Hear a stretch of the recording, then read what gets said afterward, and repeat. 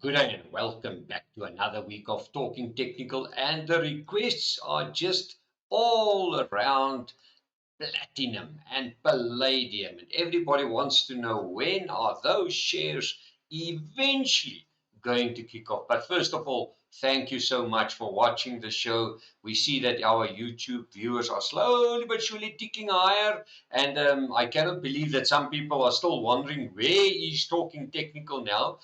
Remember, it's on our YouTube channel. You just go for Frans de Klerk, or you go Frans and Christel de Klerk Talking Technical, and then you will definitely find us there. But let's kick off with the first one, and that is definitely the palladium price. And I'm going to use this weekly chart. Now, first of all, you can clearly see that the momentum is just one way, and that is to the downside. We know now that a lot of the mines already saying that they don't make profit, they struggle to survive, they're laying off people, they are not happy because the price is under pressure, they cannot make money, and that's usually the period where people must start to look at commodities, because although the world believe that we can get rid of platinum and palladium and all those metals, I doubt that. With all the electric motors around the world, you will definitely see a need for that in time to come. But let's have a look here.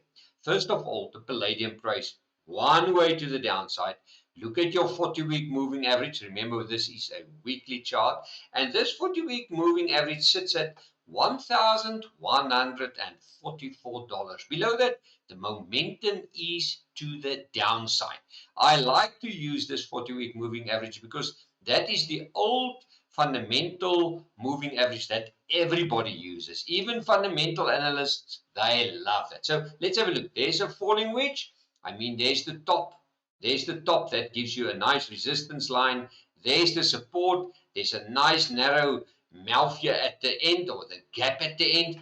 But where will this show that it can break up? Only above this line, and that is at $1,040. We're now below 1,000. We're not yet above 1,000. So above 1,040, we'll see that this falling wedge, and I want to say again, may break to the top. Because what we've seen in the past, every time that there's a little bit of a blip in the price, there was some sellers taking it down. Every time that there's a blip, same thing. So wait for this 1,044 before we get excited, because only then we know that this resistance line, this trend that is to the downside, wants to turn around. So it may take time.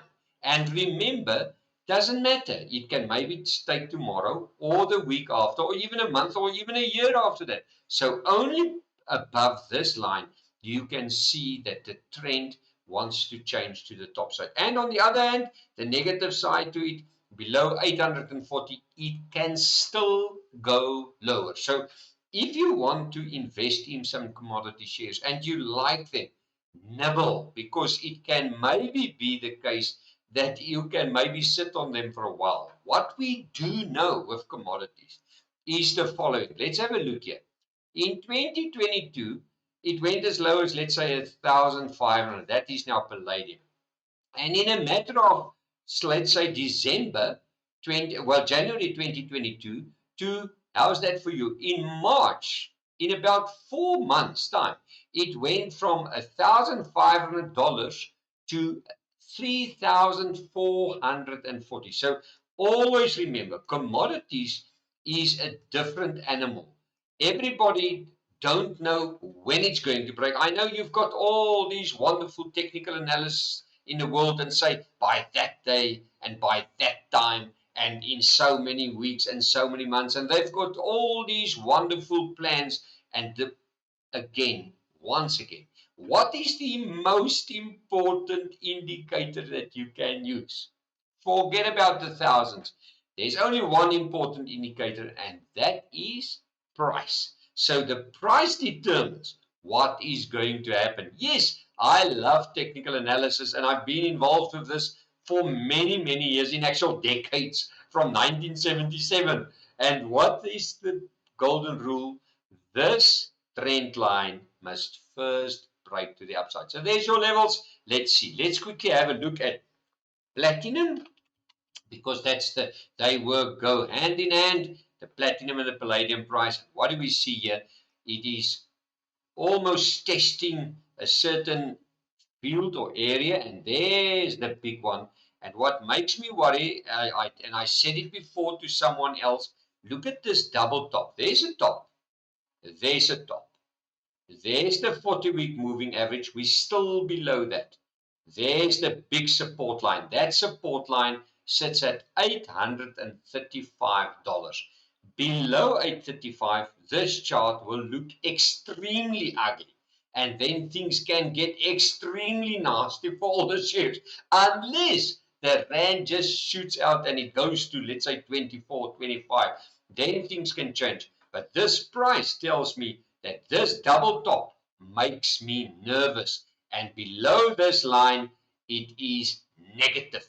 And below this 40-week moving average of 924, it is negative. So yes, they will get their light. They will get their opportunity to rise. But at the moment, things looks a bit awkward to me. Let's have a look at Apple. Now, I mean, we know that the big companies in the world, they are all running to the Nasdaq, and the Nasdaq, if they're there, they can just go higher. But what I see here, remember, Apple is one of the biggest companies in the world. I know Nvidia has surpassed all of them now. They are now suddenly one of the crown jewels of the world. But what do I see? I see a double top here. This is a weekly chart.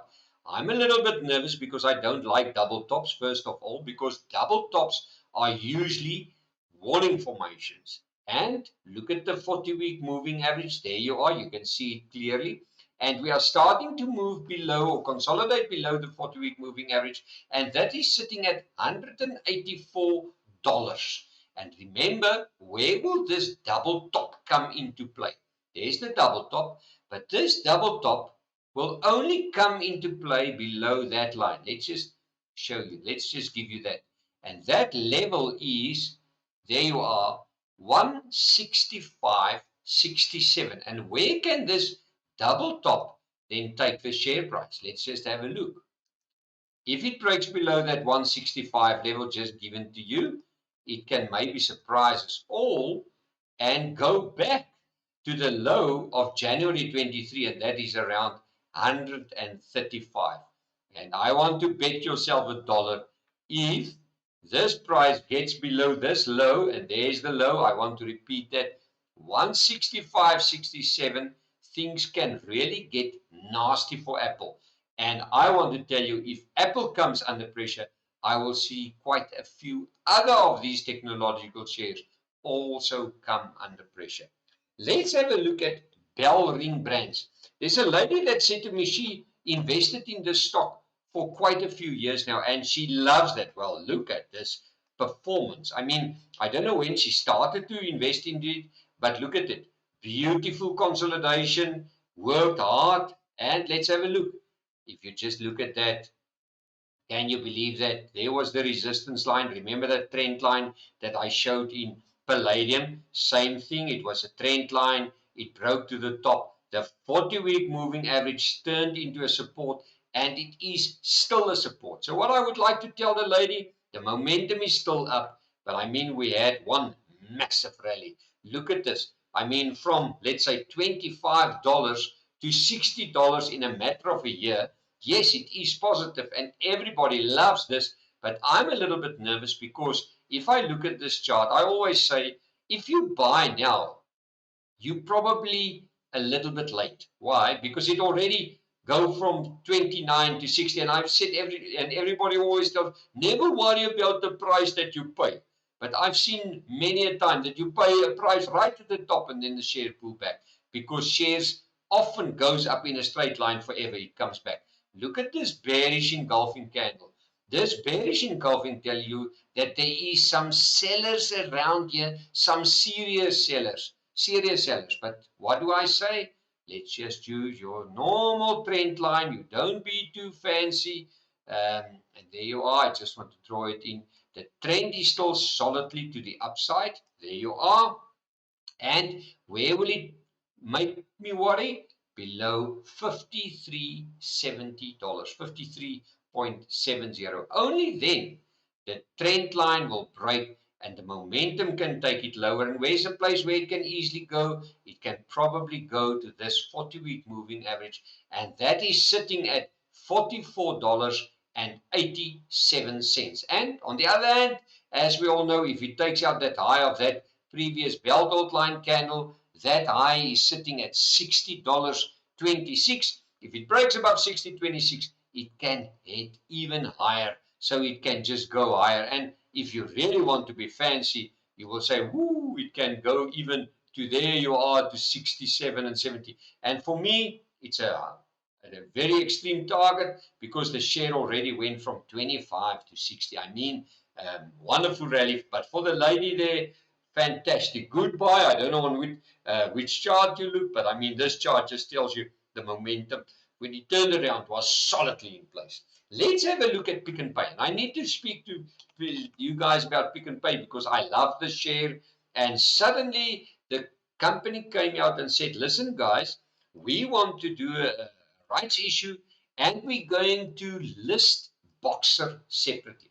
Now that triggered one hell of a sell-off. I mean, there was first of all a beautiful inverse head and shoulder. There was a beautiful cup and handle formation, and everybody thought it will go up. And I also thought it will go up because I've got Pick and Pay shares, and it just fell on a heap. And what is the message here? The message is, and I just typed it out for somebody this morning. If you look at the chart, and there's no cooperative action, and it's a normal chart where there's profits and losses and dividends and the normal stuff, then technical charts work well and you can use them as good guidelines. But the moment you find that there's cooperative action, there is maybe a cutting dividend, there's maybe a listing of a new company or a takeover or whatever, then the technical chart tends to not give you the best guidance that you would like to. So for me, at the moment, it's what we call poker face time. I will wait for the rights issue because I've got the shares.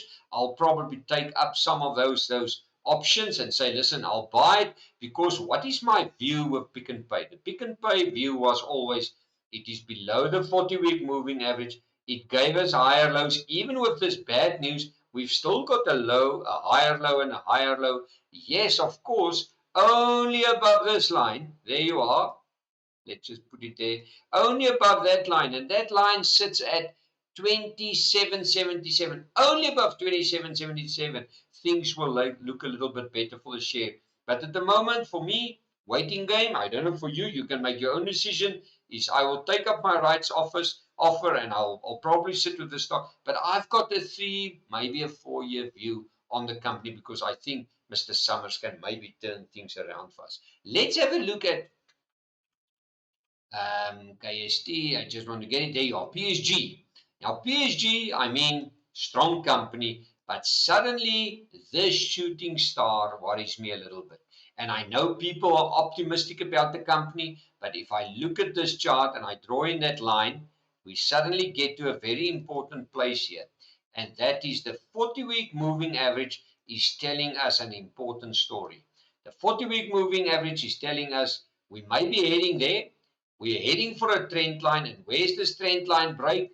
And there you are. It will break below that shadow, that lower shadow of the company. And why do I say then things can get nasty? The reason is, look at the higher, lower shadow, buyers, lower shadows, lower shadow, lower shadow, lower shadow, high, lower shadows. Every time we saw a lower shadow, there were some buyers. But suddenly, the last couple of weeks, higher shadow or upper shadow, and below this line, and there's the level, I'll be very nervous. And that line is at 14 Rand and 60 cents. Below 14.60, the trend line will break. We can test the 40-week moving average at 14.27. And then by then, everybody will know that this shooting star actually told you that some sellers wait for the strength or the rally in the share price to sell it off. And that's what's happening to it. So let's see if this trend line can hold. But I'm a little bit nervous on PSG at the moment. I think it can actually go a little bit lower. And if you want to short it below 1460, but unfortunately you've got a top stop loss of 1623. Well, let's chat again. Thank you for visiting our website www.fransdeklerk.com for more info, and we will chat again.